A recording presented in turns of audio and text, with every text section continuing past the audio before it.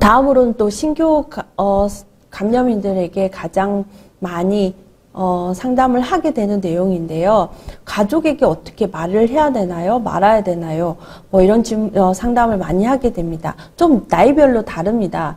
10대, 20대에는 아무래도 부모님에게, 파트너에게, 그리고 좀 중년의 나이에서는 배우자와 파트너에게 말을 해야 될지, 그리고 이제 나이가 드시면서 자녀에게 얘기를 해야 될지, 자녀가 알면 어떻게 생각할까, 이런 부분들을 많이 생각하게 되죠. 감염 사실을 말했을 때 이점과 단점이 있습니다. 그리고 다 사람마다 그 과정과 형편이 다 다르시고 부모님들이나 가족분들이 어떻게 판단할지 다 다르시죠. 그래서 저희가 일률적으로 얘기해야 됩니다. 말씀드리십시오 라고 말씀드릴 수는 없습니다. 그 가정의 분위기나 그 배우자 상대에 대해서 잘 아시는 분은 바로 본인이시죠. 그래서 한번 저희는 이렇게 감염 사실에 대해서 어떻게 얘기를 해야 될지 고민하시는 분들에게는 종이에서 이점과 단점, 장점과 단점을 한번 적게 합니다. 이야기해서 어떤 것이 이점이 있을까요? 물어보면 아무래도 마음이 홀가분할 것 같다. 좀 죄책감이 덜해질 것 같아. 내 이 마음의 무거운 것을 좀 짐을 드러낼 수 있을 것 같다. 그죠? 이해와 지지를 받고 따뜻함과 사랑을 받을 수 있는, 그죠? 지지를 받을 수 있는 게 가장 크겠죠. 그 대신 또 말을 했을 때 어떤 점이 문제가 있을까요? 라고 했을 때에는 나에 대해 어떻게 생각할까? 이때까지 쌓은 신뢰가 다 무너지지 않을까? 서로 상처되고 내가 이 걱정했던 마음만큼 상대도 걱정하고 무거워질 것 같고 그런 모습을 보기가 마음이 안 좋다. 이렇게 생각할 수도 있고요. 적대적으로 나와 이제 거리가 멀어질 것 같다. 이렇게 불편한 마음을 얘기하시는 경우도 있죠. 그래서 이거는 한번 양쪽 저울을 재는 것처럼 한번 이점과 단점에 대해서 잘 생각을 해보시고 이런 단점이 있음에도 불구하고 얘기를 하는 것이 더 좋겠다라고 판단할 경우에는 말씀을 드리는 게 낫겠죠. 근데 또 경우에 따라 이점보다는 이 단점이 더 우려가 되신다 하면 아무리 얘기를 하고 싶다 하더라도 차마 얘기를 못 하실 수밖에 없죠. 그래서 여기에 대해서 잘 정리를 하셔가지고 얘기를 감염 사실에 대해서 얘기를 할지 말할지를 잘 판단해 주셨으면 좋겠습니다. 그 전에 그죠? 먼저 내가 왜 말을 해야 하는지, 내 마음은 말을 할 수 있는지에 대해서 정리를 해야겠죠. 그리고 부모님인지 아니면 자녀분인지 아니면 배우자인지에 따라서 상대의 심신도 안정되어 있는지 물어봐야 돼요. 지금 굉장히 다른 일로 혼란스러울 때 얘기를 해서 더 혼란에 빠지고 더 감정의 골이 깊어지는 경우도 들어봤습니다. 그래서 꼭 얘기를 하고 싶다 해서 내가 하고 싶을 때 얘기를 하는 것보다 잘 분위기를 살펴서 적절할 때, 적시적소에 그죠? 어떤 기회가 되었을 때 아니면 분위기를 잘 만들어서 얘기를 하시는 게 좋겠죠. 그러면 그 또 예상되는 질문들이 있어요. 어쩌다가 어떻게 하다가 지금 너 어떠니? 뭐 예상되는 질문이 있습니다. 그 질환은 어떻게 한다더니 뭐 질문들이 예상되는 질문들이 있죠. 거기에 대해서 내가 어떻게 얘기를 할지 미리 잘 정리를 하셔가지고 미리 얘기를 하는 것도 좋겠습니다. 그러면 아무래도 내가 이 질환을 진단받았을 때 받았던 충격만큼 그쪽도 당황한 시간들이 당연히 있겠죠. 거기에 대해서는 충분히 생각할 시간을 주고 기다리시는 것도 좋은 생각인 것 같습니다. 저희가 보면 아무래도 경제적으로 능력이 있고 자기 관리를 잘 하실 수 있는 분들은 감염 사실을 말하는 거에 대해서 얘기는 하고 있진 않지만 너무 어린 경우 경제적으로 능력이 없고 부모님의 보호가 필요하다든지 아니면 건강상의 문제로 보호자가 필요하다든지 그런 경우에는 보호자에게 알리는 것이 어떻겠느냐, 가족에게 알리는 것이 어떻겠느냐라고 저희가 권유를 하기도 합니다. 따라서 저희가 잘 얘기할 수 있도록 혹시나 저희가 필요한다면 저희들이 잘 말씀을 드릴 수 있는 그런 가족 상담도 하고 있기 때문에 필요시에는 꼭 도움을 요청하시기 바랍니다. 그 다음으로 또 좀 많이 상담을 하는 내용이 진료비 지원 문제입니다. 저희가 총 진료비의 보험급여 부분에 대해서는 보건소와 건강보험공단에서 지원을 받으시죠. 근데 맨 처음에 병원에 왔을 때 참 혼란스러운 게 많습니다. 당연히 무료라고 듣고 오셔가지고 진료비가 나오는 거에 대해서 당하는 경우가 있는데요. 이게 절차가 있습니다. 국가에서 진료비는 지원을 해주는데 익명으로 신고된 경우에는 지원이 불가하고요. 실명으로 신고된 경우에는 진료비가 지원이 가능합니다. 그럼 먼저 보건소에서 확진이 받으신 분들에게 가능하겠죠. 그리고 보건소에 등록되어 있으신 분들에게 가능합니다. 근데 인터넷이나 이런 걸 보고 무료다던데 다 된다던데 하고 오셔가지고 당황하는 경우들이 덜어 있는데요. 먼저 보건소에서 저희 병원에 방문하실 병원에 후불제 공문을 먼저 신청을 하셔야 무료로 진료를 받으실 수 있습니다. 하지만 무료라고 하지만 비급여 부분도 발생할 수 있습니다. 그래서 선택진료비나 아니면 예방접종비나 경우에 따라 검사에 따라서도 비급여 부분이 발생할 수 있으므로 전액이 다 무료다. 약과 진찰, 검사 모든 것이 다 무료라고 생각을 하시는데요. 더러 가끔씩 비급여 부분도 나올 수 있다는 것도 아시고 진료에 오셨으면 좋겠습니다. 가끔 진단을 받고 먼저 의료기관을 접하는 것이 아니라 다른 상담센터나 보건소를 접해서 오시는 경우들이 덜어 있는데요. 진료비 다 무료라던데요 하고 오셔가지고 저희가 많이 기다리게 해결할 때까지 시간이 소요될 경우가 불편함이 있으시거든요. 그래서 항상 의료기관을 가시기 전에는 먼저 상담 간호사가 있는 경우는 상담 간호사 아니면 다른 없는 간호사에도 그 각 병원에 문의를 하셔가지고 먼저 이 부분에 대해서 보건소와 해결을 하시고 오셨으면 합니다. 그리고 또 최근에 저희가 또 건강검진에 대해서 많이 이제 관심을 가지시는데요. 일반적으로 우리가 건강검진을 하시면 직장에서 직장을 들어가기 전에 체온검진, 그리고 직장인 검진을, 직장인 건강검진, 그리고 개인적으로 요즘에 몸이 좀 안 좋은 것 같아. 아니면 나는 주기적으로 건강검진을 하고 있어 해서 건강검진을 하는 경우들이 있습니다. 거의 대부분의 경우에는 HIV 검사 항목이 없습니다. 체온검진이나 직장인검진 보면 대부분이 없고요. 종합검진 같은 경우는 건강검진 상품에 따라서 HIV 검사가 포함될 수 있습니다.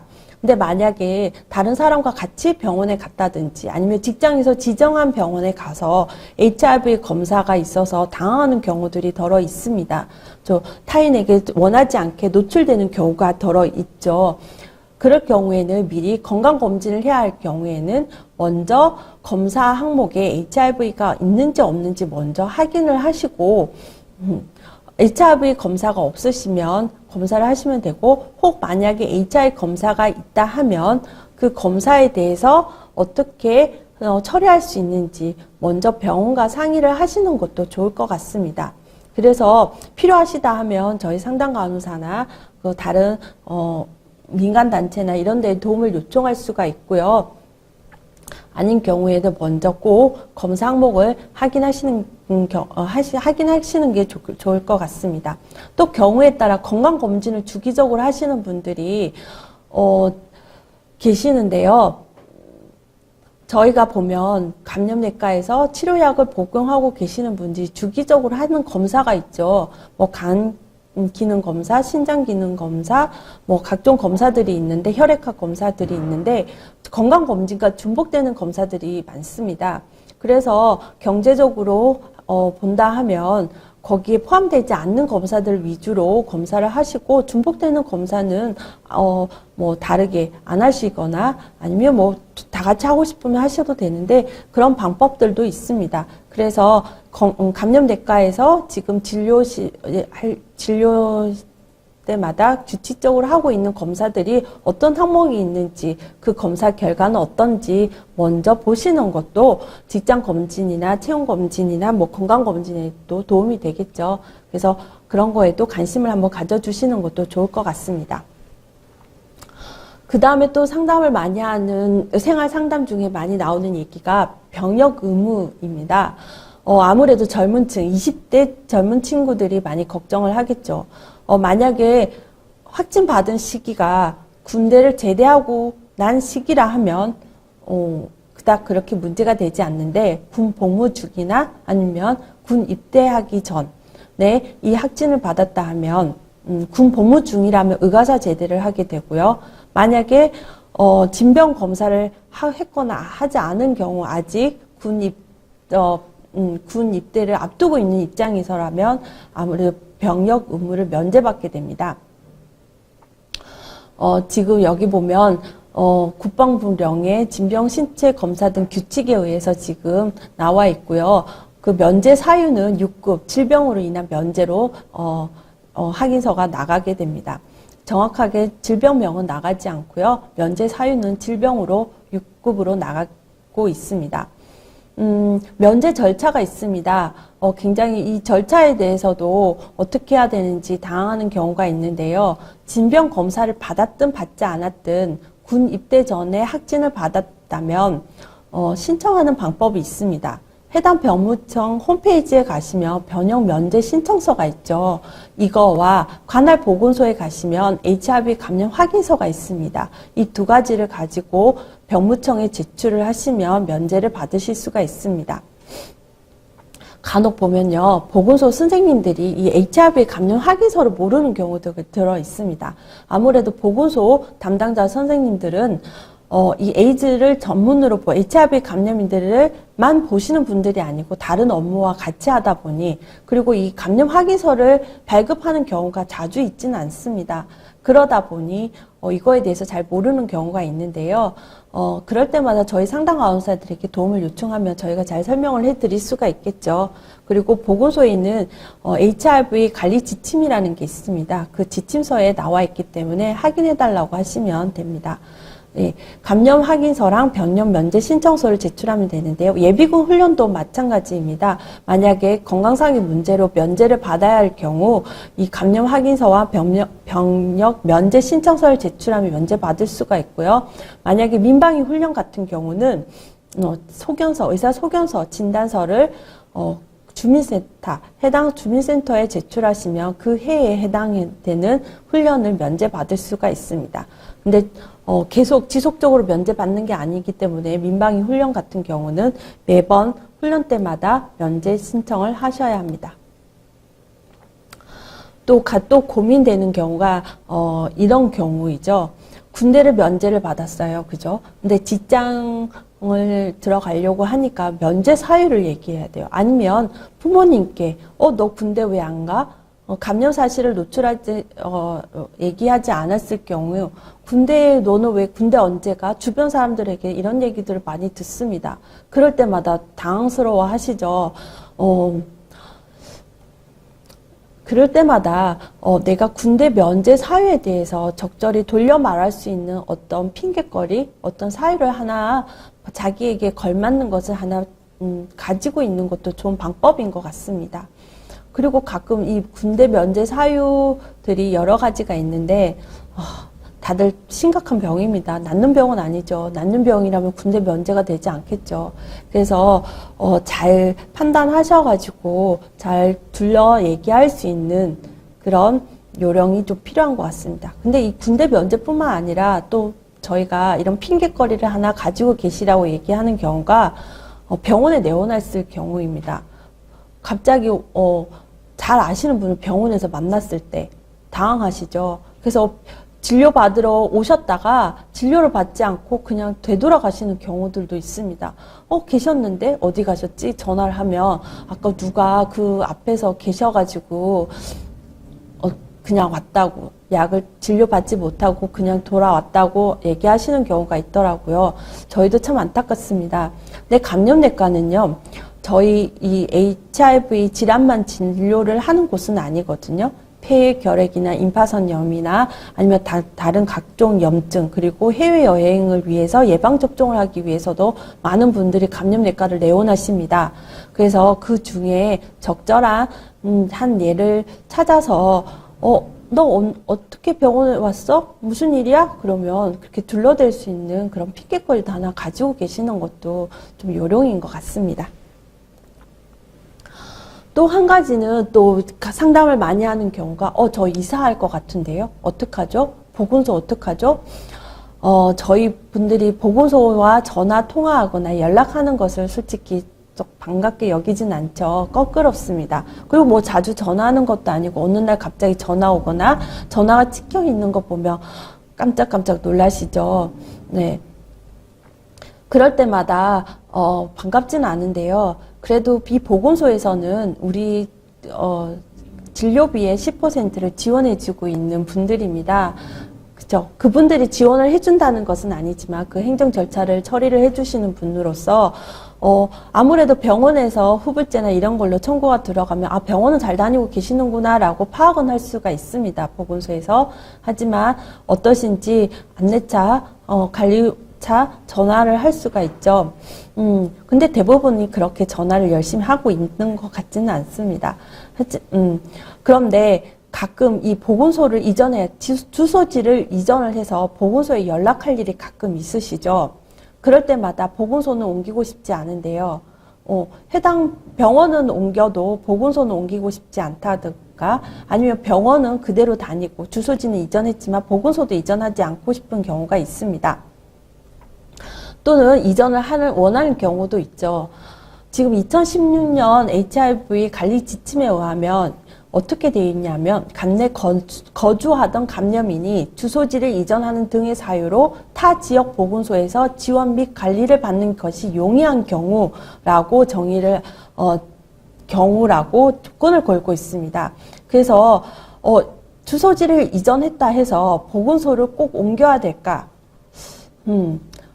그거는 조금 생각해 볼 필요는 있습니다. 본인이 편하신 것을 선택을 하셔서 해당 보건소의 권한을 이관시켜야 하는지, 그러니까 새로 주소지 이전한 곳으로 보건소를 이전을 할 것인지 말 것인지를 본인이 판단을 하시기 바랍니다. 경우에 따라 주소지를 그대로 두는 경우도 있고요. 또 옮기는 경우도 있는데요. 그럴 때 꼭 옮겨야 된다고 보여지지는 않죠. 보건소 담당자에 따라서 견해가 다르실 수는 있지만 지침서에는 용이한 경우라고 조건이 붙어 있다는 것을 말씀드리고 싶었습니다. 그리고 보건소 이전을 원할 경우에는 또 어떻게 해야 되는지 고민이 되시죠. 그럴 경우에는 이전 지금 계속 유지하고 있던 보건소에 전화로 나 주소지 어디로 옮깁니다 라고 얘기를 하시면 됩니다. 이것도 어떻게 해야 되는지 보건소 방문을 해야 되는 건지 고민을 많이 하시거든요. 그러면 이전 해당 보건소였던 곳에 담당이었던 곳에 전화를 하셔서 제가 다른 지역으로 보건소를 옮겨야겠습니다 라고 전화를 하시면 그쪽 보건소 선생님이 알아서 또 옮겨주십니다. 그 다음번에는 또 새로운 곳에서 전화 한번 통화를 하시게 되겠죠. 그리고 만약에 병원이 옮기게 된다면 이 후불제 연계도 다 같이 해달라고 요청을 하셔야 됩니다. 그리고 의료기관이 바뀌지 않아도 보건소를 이전하셨다 하면 의료기관에도 보건소 이전함을 얘기해 주셔야 됩니다. 왜냐하면 병원에서도 후불제 청구가 들어갈 때 주소지가 보건소가 달라지면 저희가 청구해야 할 곳도 달라지는 거거든요. 그래서 꼭 이 의료기관에도 후불제 하고 계신다 하면 주소 이전함을 보건소 이전함을 얘기해 주시기 바랍니다. 또 최근에 또 병원 전원하는 경우들이 자주 있습니다. 간단히 생각해서 내가 A라는 병원을 다니다가 이제 뭐 이 주소지를 이전했다든지 아니면 상황이 그쪽까지 갈지 못해서 비병원에 가시는 경우들이 더러 있습니다.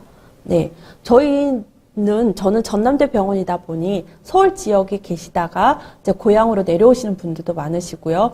또, 저희 병원을 다니다가 직장이나 이런 문제로 타 지역으로 전원을 가시는 경우가 많습니다. 근데 보통 그냥 오시는 경우들이 더러 있어요. 상담 간호사들에게 전화만 하면 된다더라 그러면서 오시는 경우들이 있어요. 근데 저희가 어떤 치료를 어떻게 받고 건강 상태가 어떤지에 대해서 판단하기가 어렵습니다.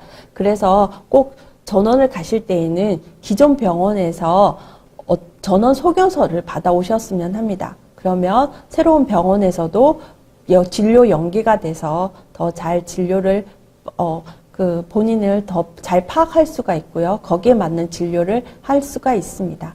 그래서 전원을 하실 때에는 소견서를 먼저 발급받으시고 새로 갈 병원을 예약하십니다.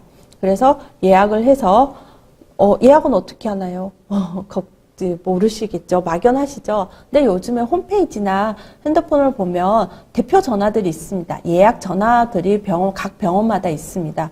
그렇게 홈페이지나 전화로서 진료 예약을 하시고요. 그리고 그 전에 후불제도 바로 진행을 하고 싶다면 후불제도 가나보고소에 얘기를 해서 신청을 해달라고 먼저 요청을 할 수가 있겠죠.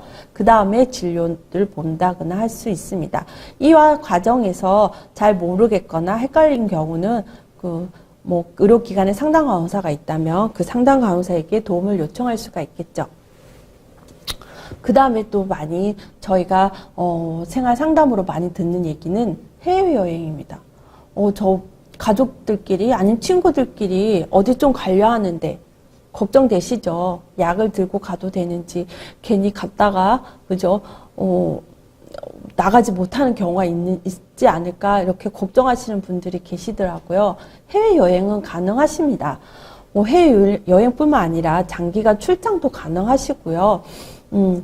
지금 저희 병원도 해외 파견되어서 전 세계로 계시는 분들이 계십니다. 그래서 단기적으로 비자 발급이 아닌 경우 여권으로만 가는 여행 정도 기간이라면 어디나 가능하고요. 만약에 비자 발급이 필요한 장기 체류인 경우는 약간의 나라마다 다를 수가 있습니다. 입국 규정이 있거든요. 저희 의료기관 상담 사업을 하는 의료기관이나 아니면 민간단체에 보면 더 넓은 세상으로라는 책자가 있습니다. 거기 보면 각 나라별로 규정에 대해서 나와 있는데요. 거기에 도움을 받아도 되고 그 각국의 입국 규정을 조금 확인하면 도움이 클 거라고 생각합니다. 근데 장기 체류인 경우도 대부분의 나라에서는 이 감염이라는 걸로 제한을 두고 있지는 않는데요. 중국이나 몇 나라에서는 제한을 두는 곳이 있기 때문에 확인은 할 필요가 있습니다. 그리고 만약 이제 해외로 가야 될 경우에는 먼저 여분의 약이나 비상약 그리고 필요한 예방접종도 먼저 맞고 가시는 경우가 좋겠죠. 저희 병원 같은 경우는 해외 출장 나가 계시는 분들이 자주 3개월마다 주기적으로 오기가 힘드시죠. 그래서 장기간 약을 타고 가시는 경우들이 많습니다. 여기 보면 장기 체류인 경우 우리나라 사람이 외국으로 가는 경우를 또 경우를 얘기하는데요. 최근에 봤더니 예전에는 원어민 강사 같은 경우는 우리나라 국내에 들어올 때 성병 검사, 마약 검사 이런 것들이 있었습니다. 그래서 만약에 HIV 감염인 경우는 원어민 강사로 국내에 들어오기가 힘들었습니다. 만약에 국내에서 확진을 받았다 하면 더 기간이 연장되지 않고 각 나라로 다시 되돌아가야 했었는데요. 최근에는 이 규정이 우리나라도 풀렸다고 하죠. 그래서 외국인 원어민 강사들도 이 HIV 검사는 하지 않고 감염인이라도 저희 나라에 들어와서 원어민 강사를 할 수 있게끔 규제가 풀렸습니다. 그 역으로 우리도 해외에 나갔을 때 이거 인권 문제이죠. 감염인이나 사실이 감염인이라서 규제를 받는 경우는 앞으로도 더 많이 줄어들 거라고 생각됩니다. 그리고 그쪽에 어떤 나라인지에 따라서 기후나 음식에 관련돼서도 미리 확인해서, 날 것이나 이런 것들, 감염 같은 제2의 감염이 일어날 수 있는 이런 사항에 대해서는 주의를 하셔서 개인 위생이나 이런 것들을 확인하셔서 해외여행을 준비하시면 좋겠죠. 그리고 장기 출장인 경우에는 만약 내가 아팠을 때 갈 수 있는 병원이 어디가 있는지, 어떤 치료를 받을 수 있는지, 의료비는 어떻게 할 수 있는지에 대해서도 먼저 확인하시는 경우들이 있으면 좋겠습니다. 호주나 유럽 같은 경우에서는 검사 정도는 무료로 할 수 있는 경우도 있고요. 물론 비자 발급에 따라서 또 다를 수도 있고, 또 현지의 건강보험을 어떻게 적절하게 이용하시는 경우도 있더라고요. 그래서 장기 체류를 할 경우에는 그 해당 국가에 대해서도 한번 파악을 해보는 것도 도움이 될 것 같습니다. 이제 많은 얘기들을 했는데요. 또 이제 거의 이제 마무리 지어야 할 것 같은데, 마지막으로 사보험에 대해서 한번 또 얘기를 드리겠습니다. 이제 나이가 많아지고 건강에 대해서 걱정이 되시다 보니 사보험에 대해서도 굉장히 관심을 많이 가지십니다. 그리고 요즘에 텔레비전 키면 보험 광고 굉장히 많죠. 그러다 보니 다른 사람 누구나 묻지도 따지지도 않고 가입된다는데 왜 나는 안 됐느냐, 내가 만약에 나중에 아프면 어떻게 하겠느냐, 그런 고민들을 많이 하시죠. 이 사보험 같은 경우는 내가 언제 진단을 받았는지가 좀 중요한 것 같습니다. 만약에 내가 감염인 진단을 받기 전에 가입된 보험이라 하면 보험을 유지할 수 있습니다. 그리고 유지할 수 있다는 것은 해지도 가능하죠. 그러면 이 보험이 나에게 얼마나 유익한지를 판단하셔가지고 유지를 하실 건지 해약을 하실 건지 결정할 수가 있겠죠. 덜어는 분들을 보면 만약에 이 HIV와 관련돼서 아픈 질환이라 하면 청구를 할 수가 없겠지만, 만약에 HIV와 관련이 없는 질환에 대해서 청구를 해서 보험금을 더 받으시는 경우도 봤습니다. 그래서 어떤 것이 더 나을지, 보험금이 얼마이고 나중에 내가 보험금을 탈 수 있는 경우가 어떤 경우인지, 그래서 보험금을 타는 금액이 어느인지에 따라서 잘 판단을 하셨으면 좋겠고요. 진단 후 만약에 가입을 원하신다 하면 가입이 불가합니다. 보험 가입 시에는 대부분 감염 여부를 확인하지는 않습니다. 하지만 최근 5년, 최근 3년 안에 의료기관을 방문한 적이 있습니까? 라는 질문이 있죠. 거기에 예, 아니요. 방문을 했다면 무슨 사유로 병원을 방문했는지 고지를 하게 되어 있습니다. 만약 거기에서 아니요라고 해서 답변을 했다면 보험 가입은 가능합니다. 하지만 나중에 이 감염 사실이 보험회사가 알게 된다면 고지 의무 위반으로 불이익을 다 받으실 수가 있습니다. 그래서 보험 가입이 불가한 거죠. 그렇다 하면 대부분 보험도 가입되지 못한다는 거에 대해서 굉장히 낙심하십니다.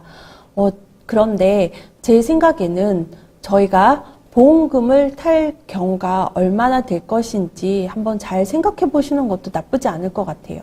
그리고 보험비조로 매월 3만 원 이렇게 주기적으로 내가 아플 때 쓸 수 있는 금액으로 적금을 넣는 것도 하나의 방법이거든요. 그래서 꼭 안 된다고 낙심만 하지 마시고 다른 어떤 방법들이 있을지, 아플 때에는 어떻게 도움을 요청할 수 있는 방법이 있는지도 먼저 확인을 해보시는 게 좋을 것 같습니다. 그리고 이제 보험금을 만약에 이제 보험을 유지를 하고 계시고 보험금을 청구를 하실 경우가 있다면 보험마다 다 상품마다 약관이 있죠. 그 약관을 한번 뒤에 확인해 보시면 좋겠습니다. 보험 상품에 따라서 HIV라도 진료비를 보험금을 청구할 수 있는 보험이 있고요. 경우에 따라 면책질환이라 해서 보험금을 지급하지 않는 보험이 있습니다. 보험 상품에 따라 다르겠죠. 그래서 이 면책질환 사항이 포함되어 있는지, HIV가 면책질환으로 되어 있는지 그 각 약관을 보시고 판단하셨으면 좋겠습니다. 그 보험 관련해서는 굉장히 많이 문의를 주시는데요. 저희가 보험 청구, 감염내과 입원한 거에 대해서는 보험 청구하지 마십시오라고 했는데, 보험 설계사가 내가 알아서 다른 사람이 고모가, 이모가, 보험금 청구하라 했어요. 그래서 서류를 떼 가셔서, 본의 아니게, 이모나 뭐, 친척분들에게 감염 사실이 노출되는 경우도 들어 있더라고요. 그래서 여기에서는 또 각별한 주의가 필요하실 것 같습니다. 성생활과 임신에 대해서 이제 했는데요.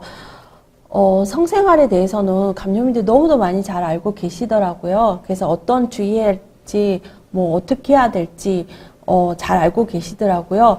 그래서 뭐 저희가 상담할 때 뭐 추가적으로 뭐 상담할 내용은 많이 없었습니다. 근데 뭐 성생활을 하고 나서 다른 성병 검사나 이 신체 검사를 원하는 경우들이 더러 계시더라고요. 그래서 성생활 때에는 안전한 성관계를 하시고요. 안전한 방법으로 성생활을 하시고요. 가를 통해서 매독이나 다른 감염은 분명히 있을 수 있습니다. 거기에 대해서도 한번 안전한 방법에 대해서 생각을 해보셔야겠죠. 그래서 그 이벤트가 있고 나서 또 성병 검사를 주기적으로 확인을 하고 싶어 하시는 분들도 더러 계시더라고요. 거기에 대해서도 잘 안전한 방법들을 잘 생각하셔가지고 하시고요. 만약에 이제 또 결혼을 하거나 임신이나 출산을 할 경우에도 이 성생활과 관련해서 많은 고민들을 할 수가 있겠죠. 저희 병원에서도 배우자는 그 비감염인 커플에서 아이를 출산하기도 하고요. 국내에서도 이 감염인 경우에 결혼하시고 출산하는 경우들이 많습니다. 보통 일반적으로 생각하기로는 감염이 어떻게 결혼을 해? 어떻게 아이를 낳아? 라고 생각을 하시지만 그죠. 요즘에는 다 안전한 방법들이 있습니다. 그래서 관리를, 산모가, 배우자분, 남성분이 만약에 감염인이라 하면 여성분이 감염되지 않는 방법을 선택하셔야 되고, 엄마가 만약에 여성분이 감염인이라 하면, 아이가 출산할 때 안전한 방법으로 감염되지 않는 방법을 생각하셔야겠죠. 그래서, 산모가 만약에 감염인이라 하면 관리하지 않는 경우, 항바이러스제를 복용하지 않는 경우에는 25에서 30% 아이가 감염될 확률이 높지만 항바이러스제를 잘 복용하고 있고 바이러스가 미검출되는 경우에는 5% 미만입니다. 감염될 확률이. 그만큼 안전한 방법들이 있습니다. 먼저 항바이러스제를 잘 복용하고 또 출산 때 또 예방책 주사들이 있습니다. 주사를 맞고 또 아이도 예방책 시럽을 먹이게 하는 등 방법들이 있거든요. 그리고 임신을 할 때에도 뭐 안전한 방법으로 먼저 예방적 투여를 한다든지 시험관 내기를 한다든지 그런 방법들이 있으니까요. 만약에 임신과 출산을 목적을 두고 있다 생각을 하고 계신다 하면 의료진과 잘 상의를 해서 좋은 결과 있었으면 좋겠습니다. 마지막으로 자기관리인데요. 자기관리를 어떻게 해야 되는지 저희도 솔직히 저희가 옆에서 많은 조언을 드릴 수 있고 상담을 하고 지지는 해드릴 수 있지만 가장 중요한 것은 본인 스스로가 관리를 하셔야 합니다. 그죠? 약도 내가 잘 알아서 먹어야 하고 저희는 도움을 드릴 수 있지만 어떻게 일일이 따라다니면서 도움을 드릴 수는 없는 부분이어서 약을 복용하는 거, 그리고 내가 긍정적인 마인드를 갖는 거, 생활 습관을 어떻게 하는 거, 자기를 충실하고 이렇게 건강한 삶을 위해서 노력하는 것은 본인이시죠. 근데 저희가 또 보면 다 같이 이 질환 있으신 분들 많아요. 이 진단을 받고 나면 나만인 것 같고 불안하십니다. 그죠? 어디 가서 얘기도 못 하겠고. 근데 저희가 지금 보면 약 1년에 한 1000명 이상씩 꾸준히 증가하고 있고 지금 생존 감염인도 11,000명이 넘습니다. 이분들이 다 자기 관리를 하고 계셔야 저희가 그죠? 저 건강한 사회가 되겠죠. 그 무엇보다 저희가 먼저 얘기 드린 것처럼 감염인의 삶의 질이 향상되는 게 저희의 목적입니다. 그래서 무엇보다 본인이 건강하게 살고 싶으신 마음이 크실 거라 생각을 합니다. 그런데 이제 마지막으로 드리고 싶은 거는, 감염인들이 저희 나라에 1985년에 첫 감염인이 생겨서 이 연수가 지나다 보니, 20, 30년이 지나다 보니 고령의 감염인들이 늘어나고 있습니다. 지금 여기에 보시면 빨간색이 50대 이상인데 그 비중이 큰 거는 한눈에도 보이시죠? 이러다 보니 만성질환, 고혈압, 당뇨뿐만 아니라 심혈관계, 뇌혈관계 질환을 이제 갑자기 진단받는 경우들이 늘어나고 있는 것 같습니다. 특히 지금 겨울이다 보니 저희 병원에도 가끔 이런 경우가 있는데요. 얼마 전만 해도 건강한 모습으로 뵀던 분들입니다. 그런데 어느 날 갑자기 가슴이 아파요 라고 병원에 오신다든지 응급실로 오신 경우를 보면 안타깝습니다. 그러면서 또 한 가지 드는 생각은, 우리가 먼저 미리 저 위험 요인에 대해서 먼저 조언을 드릴 수 있는 어떤 기회가 있지 않았을까, 우리가 혹 놓친 건 아닐까라는 또 아쉬운 마음도 드는 게 사실이거든요. 그러다 보니까 이제 생활 습관에 대해서 말씀을 드려야 되는데, 음주는, 과음은 얼마나 하고 있는지, 그리고 흡연은 얼마나 하고 있으신지, 스트레스, 자기관리가 어떻게 되고 있는지에 대해서 저희가 생활 속으로 깊숙이 파고들 수밖에 없더라고요. 또 그런 요인들이 또 그런 만성질환을 일으키는 요인이기도 하고요. 그래서 이번에 또 건강 상담에 대해서도 말씀을 드리고 싶었는데, 또 때마침 이 온라인 러브포원에서 하는 온라인 교육에 만성질환에 대해서 김태용 교수님께서 좋은 강의를 해주시더라고요. 그래서 지금 여러 가지 러브포원에 좋은 강의들이 많은데, 그런 것도 한번 챙겨보셔가지고 내가 어떤 건강관리에 저해하는 요인이 있는지 파악하셔가지고 이런 거에 대해서도 한번 개선할 수 있는 계기가 되었으면 좋겠습니다. 1시간 동안 많은 정보를 또 드려서 얼마나 도움이 되셨는지 모르겠지만, 이것은 온라인 강의로서 계속 필요할 때마다 찾아보실 수가 있죠. 저뿐만 아니라 보면 러브포원에 보는 유용한 정보, 댓글이나 동영상들이, 교육들이 많더라고요. 그런 걸 보신다든지 하면 좋을 것 같고요. 그리고 상담을 할 수 있는 곳도 많습니다. 저희 의료기관에서도 할 수 있지만, 다른 에이즈 상담센터나 다른 민간단체에서도 여러 가지 상담이 있습니다. 본인에게 맞는 상담이 있죠. 그리고 본인에게 맞는 상담사가 있고, 본인, 온라인이나 인터넷이 더 편하신 분도 있고, 아니면 직접 와서 대면해서 얘기를 하는 게 훨씬 더 후련하더라, 시원하더라 라고 하시는 분들도 계십니다. 거기에 맞는, 본인에게 맞는 어떤 상담 루트가 있어가지고 그걸 통해서 생활에 도움을 많이 받으셨으면 좋겠습니다. 그래서 건강한 삶을 유지하시고 저희와 오래오래 볼 수 있는, 그죠? 네, 건강하게 볼 수 있는 그런 분들이 많았으면 좋겠습니다. 그럼 이상으로 저희 강의를 마치겠습니다. 감사합니다.